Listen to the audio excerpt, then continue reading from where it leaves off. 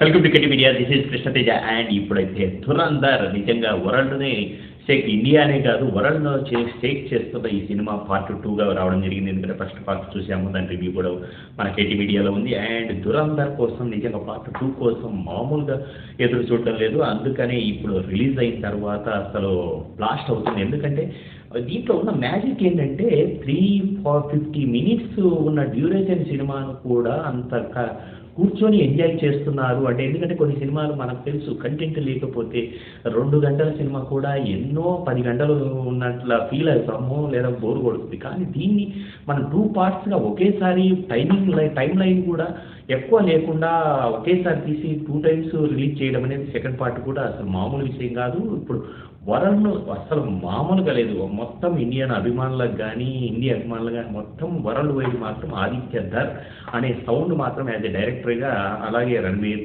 సింగ్, ఇలా Madhavan and also సారా అర్జున్, ఇలా all characters wise ఆలోచిస్తే కనుక ఈ సినిమాను అసలు ఫస్ట్ పార్ట్లో ఒక రకంగా, సెకండ్ పార్ట్కి వచ్చేటప్పటికి ఇక్కడ విలన్స్, ఎందుకంటే మనం ఇండియాలో నిజంగా ఇది ఆపరేషన్ దురంధర్ అనేది ఎలా ఉందంటే అసలు ఆ రివెంజ్ ప్యాటర్న్లో లేడీ ప్రాంతాన్ని, ఎందుకంటే పాకిస్తాన్ మన మీద అటాక్ చెయ్యక ముందే అక్కడ జరిగేదాన్ని మన స్పై వెళ్ళి వాళ్ళ సంవత్సరాల తరబడి జీవితాంతం అక్కడే ఉండి వాళ్ళలో కలిసిపోయి వాళ్ళ జీవితాలను అక్కడ ఎలా సాక్రిఫైస్ చేశారు, ఎంత కష్టపడ్డారు అనేది నిజంగా ఫస్ట్ నుంచి లాస్ట్ వరకు కూడా ఈ సబ్జెక్టు అసలు మామూలుగా లేదు. ఎందుకంటే ఇంత మంచి సబ్జెక్ట్, ఈ టైప్ ఆఫ్ సబ్జెక్ట్ను మళ్ళీ తీయలేదేమో అన్న రేంజ్లో ఆదిత్య ధర్, ఎందుకంటే పిన్ పాయింట్ తన సినిమాటిక్ లిబర్టీ ఉన్నా కానీ మాధవన్ క్యారెక్టర్ కావచ్చు అక్కడ, ఎందుకంటే జరిగిన ఇన్సిడెంట్స్ను బేస్ చేసుకొని ఆల్రెడీ ఆ క్యారెక్టర్స్నే.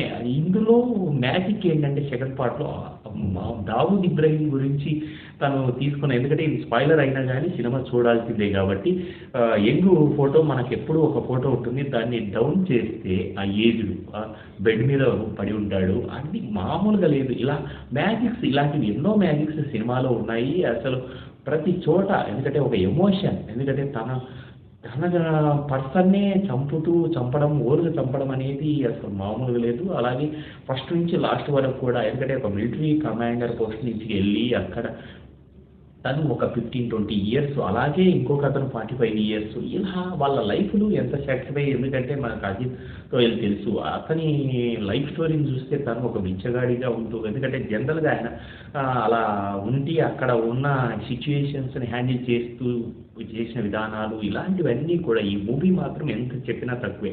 యాక్షన్ కొరియోగ్రఫీ ఉంది అసలు మామూలుగా లేదు. ఫస్ట్ నుంచి లాస్ట్ వరకు కూడా అలా కూర్చోబెట్టేస్తారు. ఎందుకంటే ఆ గన్ ఫైట్స్ కావచ్చు, బ్లాస్ట్లు కావచ్చు, ఎందుకంటే ఆదిత్య ధర్ అనే వాడి సౌండింగే ఇక్కడ ఎక్కడ మ్యూజిక్ కానీ ఆర్ఆర్ కానీ ఎందుకంటే 24 క్రాఫ్ట్స్ వర్క్ చేస్తే ఎలా ఉంటుంది సినిమా అంటే దురంధర్. ఎందుకంటే స్పై సినిమాలో అంతకుముందు యూరి చూసిన తర్వాత ఆయన మీద ఒక విధమైన నిజంగా కాన్ఫిడెన్స్, ఎలా తీస్తాడు, ఎంత న్యాచురల్గా ఉంటుంది అంటే మన ముందరే జరుగుతుందా అన్న కాన్సెప్ట్లో కథను తీసుకున్న విధానం మామూలుగా లేదు. అలాగే దురంధర్ పార్ట్ 1లో చూసుకున్నట్లయితే అక్షయ్ ఖన్నాను నెక్స్ట్ లెవెల్ లేపి కూర్చోబెట్టేశాడు.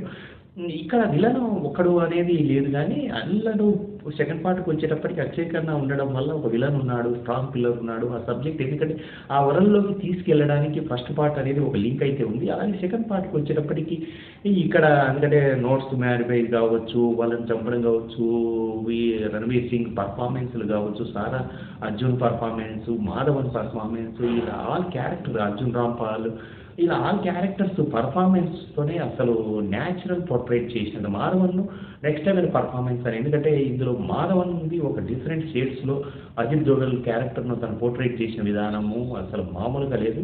ఇలా ఆల్ క్యారెక్టర్స్ అయితే మాత్రం నిజంగా మనకు న్యాచురల్గా పోర్ట్రేట్ చేసిన విధానం చాలా బాగుంది. అండ్ దురంధర్ ఈ మూవీని అసలు ఫస్ట్ నుంచి లాస్ట్ వరకు కూడా ఫస్ట్ ఎలా యాక్షన్ స్టార్ట్ అవుతుందో, ఎండ్ ఆఫ్ ది సెషన్ ఆ ఎమోషన్ను క్యారీ చేసిన విధానం అయితే కనుక అసలు నెక్స్ట్ లెవెల్ అని చెప్పవచ్చు. ఎంత కష్టపడ్డారు ఏంటి అనేది ఈ మూవీ చూస్తే కనుక ఫస్ట్ నుంచి లాస్ట్ వరకు నిజంగా ఎక్కడ చేసినా ఇది స్పాయిలర్ కాదు. ఎందుకంటే స్పై మూవీస్ కాబట్టి ఈ స్పై మూవీస్లో మనకు పాకిస్తాన్ నుంచి థ్రెట్స్ ఏ విధంగా వచ్చాయి, రాకుండా అక్కడే ఎలా బలూచిస్తాను వాళ్ళతో బలూచిస్తో తను కొలాబరేట్ అయ్యి తన ప్రాబ్లమ్స్ ఎప్పటికప్పుడు రెక్టిఫై చేసుకుంటూ ఎలా ముందుకెళ్ళాడు, తర్వాత మన ఇండియాకి ఎలా వచ్చాడు, మళ్ళీ ఎలా తను ఫీల్ అయ్యాడు అనేది మాత్రం ఈ మూవీలో చూపించిన విధానం మామూలుగా లేదు. హెడ్సప్.